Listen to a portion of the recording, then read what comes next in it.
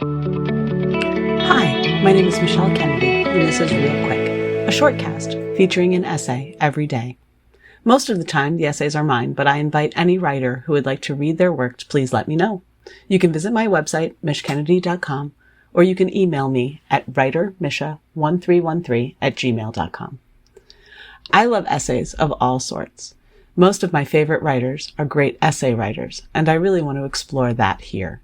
One of my favorite writers, Elizabeth Gilbert, wrote that you must be the one to start the conversation, and then you must feel entitled to stay in that conversation. So let's have that conversation. This essay is titled The Involuntary Atheist. My great-grandmother was named Esther, and her tiny apartment was up an elevator and down a hall that smelled like beef soup.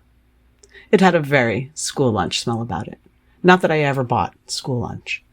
My mother and father, when we lived or visited the Baltimore area, where they had both grown up and I was born, would take me to see all of the relatives. Esther, and truthfully, I never called her anything. I'm not even sure she knew I was there or who I was, but she was my grandfather's mother, and that's what we called her, my grandfather's mother. I never met my grandfather, Nicholas Capone. He died the year before I was born, but his mother, Esther, still lived in a part of Baltimore we rarely went to. I really don't even know now where it was, except there were tall apartment buildings filled with people like my great-grandmother, and Meals on Wheels came every day. The apartment was a studio apartment with a small galley kitchen and a bathroom off to the side. It was stuffed to the brim of what I could only imagine were the remaining vestiges of my great-grandmother's former life.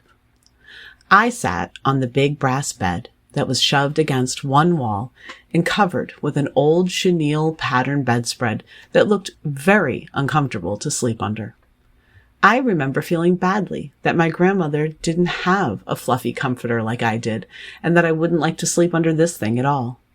While I picked at the chenille embroidery, I looked around the room at the many pictures of Jesus in all states. Giving to the poor, walking along the road Jesus, being crucified Jesus, a close-up of his feet with a spike through it Jesus. Yuck. My great-grandmother had rosaries, too, but they were placed carefully throughout the room, and I didn't feel like I should touch them. While I sat and waited, my parents were patiently receiving bags full of government cheese blocks, extra pasta, and dry milk. Oh, God, please, not the dry milk. And all of the sugar and salt packets an old woman could steal from every restaurant she ever went to, which seemed to be considerable. I couldn't imagine going to so many restaurants that you could have that many packets of sugar. I was never allowed to touch them when we went to restaurants. Probably for the best, though, as I was inclined to pour the sugar directly from the packet into my mouth and suck the paper afterward. My mother once told me that I didn't have candy until I was 5, so this makes more sense to me now than it did then. God seemed to live here in this tiny apartment. He was everywhere. Bibles and crosses and prayer cards were littered throughout the room. I don't remember feeling scared, but I do remember feeling like it was an awful lot. And I also wondered, why were we taking the government cheese we clearly didn't need from an old woman? But mine is not to wonder why, my father said. Apparently, she insisted we take it. I have always wanted to believe. As I sat there on the big brass bed in my grandmother's apartment, I wondered, was this believing? These bloody pictures of spikes and feet and knives and hearts, it seemed a bit much. But I also kind of wanted to know more. I think I believed in God and Jesus and nuns and priests for a long time because often the things I prayed for, I received. Ask and ye shall receive was the refrain from the 2 or 3 times I'd been to an actual church.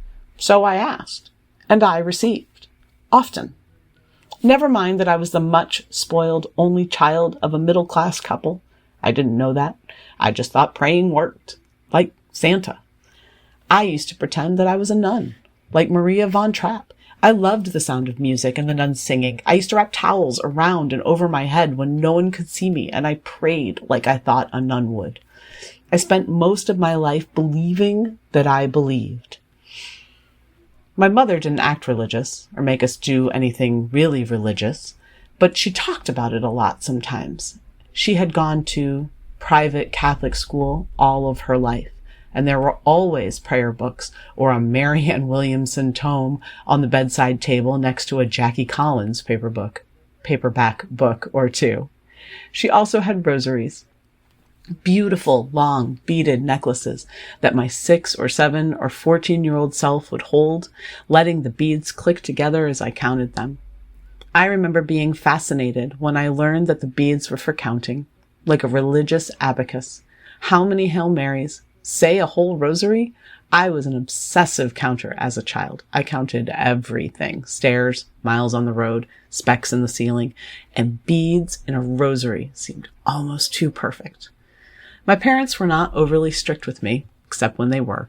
Mostly, though, I lived my own life from a very young age, and I was left to explore. One of the things I was allowed to do, that I learned later most of my friends were not, was hang out in my parents' room. Often they were downstairs alone with each other, as they preferred, and I was left alone to watch TV in their room. And I was able to explore a little. When I was young, it was my mother's clothes and shoes and jewelry box and makeup that entranced me. My father's things were almost frightening. They smelled manly and leathery and metal-like. My mother's things were soft and pretty and shiny. My mother had rings where my father had coins. My mother had oil of Olay where my father had Old Spice. My mother had rosaries. My father had dog tags. I remember feeling really special the few times my mother would choose me to go to church with her. My mother and I didn't go out and do many things together that weren't errands. She always took me along when I was small, of course, but I got the feeling over the years that my time spent in a car with her was more of a have-to circumstance and not one that she preferred. My father and I, on the other hand, did all sorts of things together. He took me to baseball games on Saturday afternoons. He liked to go yard sailing on Saturdays and go to flea markets on Sundays. But time with my mom just for fun was rare, and church was a mystical place for me. I didn't yet have the backstory of the Catholic Church or the history of how it came to be or any ethos at all for this type of thing. At the age of 7, walking into a ginormous Catholic church with my mother on Easter Sunday was the pinnacle of high society and one of the most beautiful things I had seen in my young life. I had not been baptized Catholic when I was born. My parents had gone through their own anti-religion phase at that time, and even though my mother was born and raised uber-Catholic, my dad had not been. So when the time came, they did a civil ceremony and had me 3 years later. I wasn't baptized until I was 9. During another one of my parents' struggles with religion. I didn't mind, though, because this meant I got to go to CCD, which my best friend had been doing for years. I finally felt like I belonged in this little club, and I looked forward to all of the milestones that path held.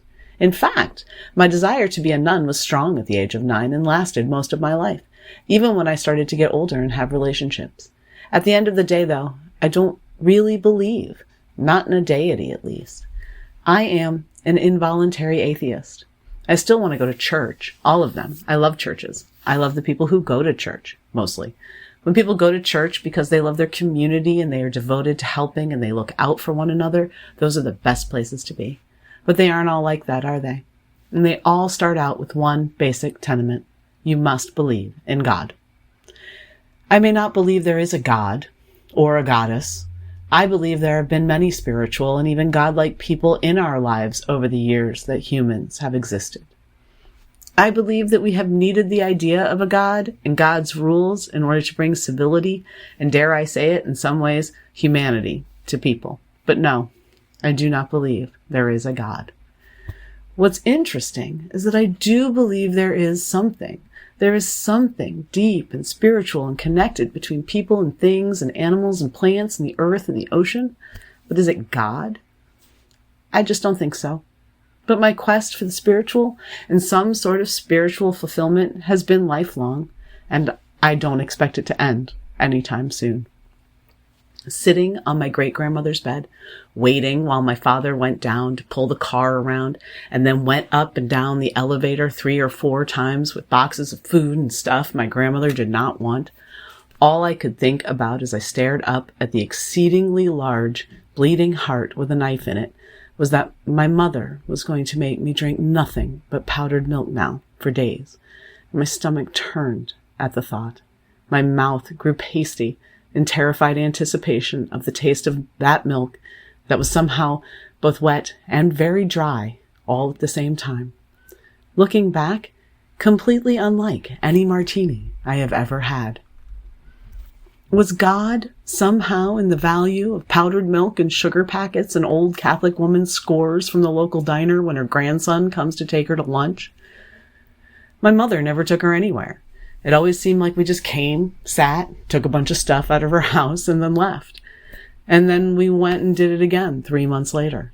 I never really got to know my grandmother. She never spoke to me, really. I just sat there on that big brass bed that took up the entire room, looking at the knife piercing the large and bloody heart of Jesus.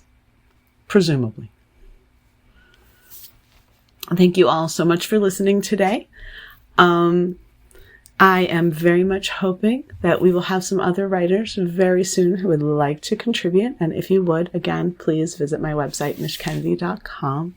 If you have any comments or replies you'd like to make on this particular essay or any of the others I have read over the last week, I would love to hear them. Please send me an email, writermisha1313@gmail.com.